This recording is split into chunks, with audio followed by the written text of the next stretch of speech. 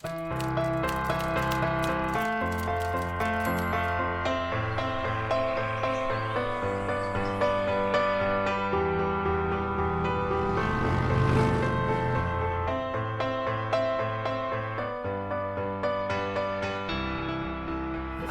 this is Jeff Zeig, and I am in New York, where I've just completed a master class for advanced students, and I'm bringing you another 5-minute tip for therapists.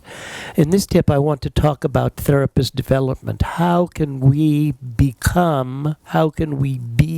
better therapists? There's already been one segment upon this, but the focus in this particular segment is establishing goals for yourself in what it is that you want to develop in yourself as a communicator. How can you be a more powerful communicator? Now, one way to do this is to divide and conquer, to work something in your working memory until it becomes in your procedural memory.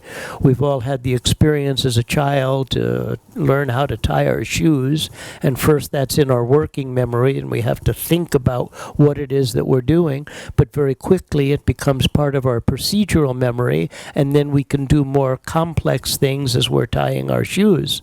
We've all had the experience of learning to drive a car, and at first when you're learning to drive a car, it's a very conscious activity, and you're thinking about how much pressure to use on the brakes, on the accelerator, how to turn the wheel, but pretty soon that becomes part of your procedural memory, and you can have a conversation, drive the car.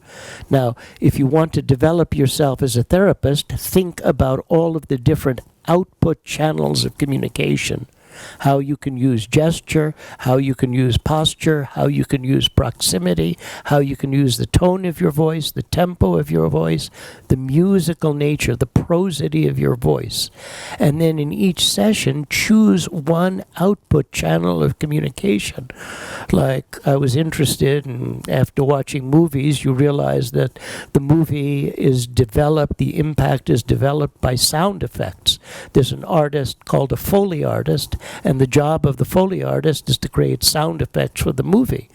Could we similarly use sound effects in presenting empathic resonance to a client? So rather than empathizing with the client with a verbal statement, could a sound effect be used to empathize? You're feeling ugh right now, or you're feeling right now. And when we're doing that, we're communicating in a way that has deeper resonance, more limbic resonance. We're using communication that is evocative and conceptual to help people to make conceptual, evocative realizations. Okay, so for some weeks, I could practice using sound effects as a therapist development technique. For some weeks, I could practice using gestures. So you want to feel like this, and you want to be like this, and I could practice using postures. Gradually, by virtue of dividing things into components, thinking about the different evocative aspects of communication, the different output channels of communication, and practicing those components in a sequential way, one a week, one every other week, then you begin to build this repertoire that seeps its way from your working memory into your procedural memory, and then you're making therapy into a more evocative art rather than solely an informative, educational teaching moment. What clients need is they need experiences. Clients grow, clients develop by the experiences that they live more than the information that they get. If we are involved in therapy and considering therapy as a way of helping people to change their mood, change their emotion, change their perspective, we need to be able to use all of the different channels of communication, all of the output channels of communication. I challenge you to list all of the output channels of communication, pick one, practice that for a week. Use that to develop who you are as a therapist. It's the being of the therapist, the person of the therapist, that is most influential in helping clients to change.